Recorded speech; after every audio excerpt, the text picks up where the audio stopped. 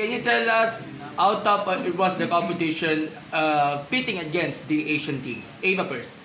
In previous Asian games, obviously it was tough. Like a bunch of the teams were a lot taller and stronger, but you know, we always have something in us that we want to win. So we always find ways to play our style and play our way in order to overcome the other teams who are also as well good. Okay, Naomi. Yeah, like Ava mentioned, they're going to be bigger than us. We're probably going to be one of the smaller teams, but I think we play with a lot of puso, and we work hard, and we just use our speed to get to the basket and our shooting skills. I think our skills are more on point than everybody else's. Okay, Javi, please. I think they said it really well, but I think again, being an undersized team and these games are tough. Everybody wants to represent their country and represent it well, and we just have to buy into what our coaches have been teaching us, and follow the game plan and win the games the best way we know how, and not worry about what anybody else is putting forward. Okay, Coach Julie, nakikita mo ba sa mga players, maganda kasi yung composition, more on veterans and the newcomers, nakikita nila na may puso ba sila sa training, and of course, may composure ba sila sa training sessions?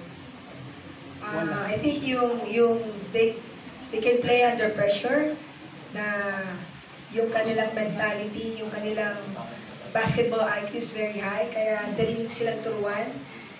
Every time we give them instructions, easily they could adopt it. So they are all very coachable and committed.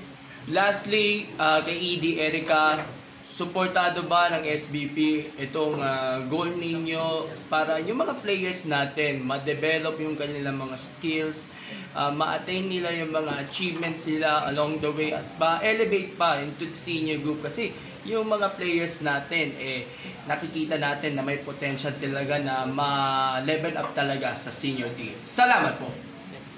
Yes, of course, no. Yung women's program natin, yung youth program is very much aligned with our youth teams, no. That's why Coach Pat is here, even if the head coach for the U18 team is Coach Julie, no. We make sure that there is a pathway from our youth teams to our elite teams. Salamat. Coach Julie, di ko alam kung tanong na. Do we know anything about Thailand, yung roster, and do we play them first, second, or last? First. So yun na yun, championship na agad. Do we know anything about the team? May foreign player? I mean, Thailand.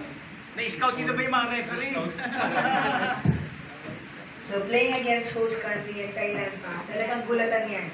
So kailangan, ang usapan namin lahat, hindi namin padikitin. So as much as possible, we have to dictate the game from first quarter to fourth quarter. Para whatever happens, walang focus. I've heard, I saw some of the names. Some of them are played already in the under 16.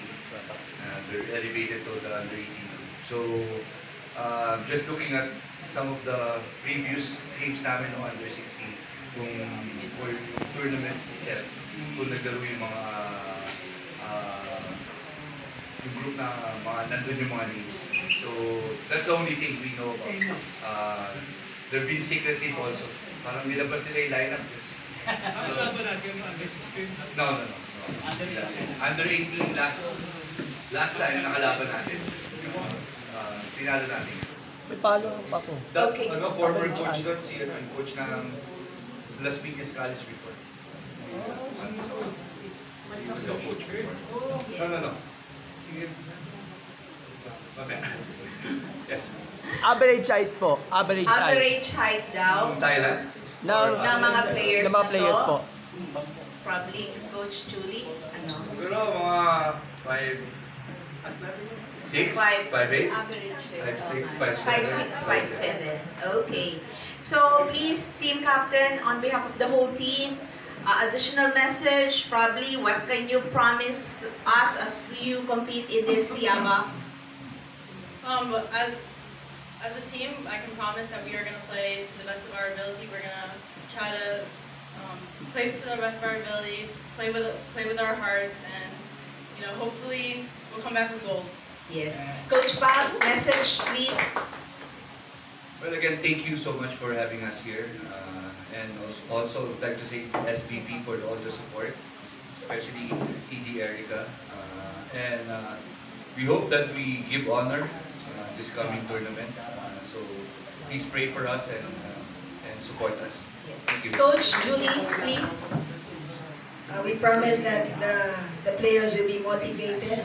Maalis pa lang kami tomorrow, pero because of this, that you've showed us, this is a pretty sure na pagdating namin doon, ang palagi namin iisipin, we're not just playing for ourselves, but we will be playing for our country and for you guys. Yes. Parting words, Ma'am Erica. I'm really excited for the girls, no? Especially me because I played for the youth team as well. Coach ko kasi Coach Julie.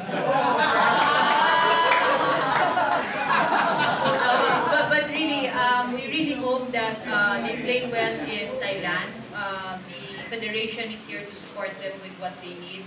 And we would love for them to come back with a gold medal. But more importantly, I'm excited for them because I know that they will come back as better Filipino citizens.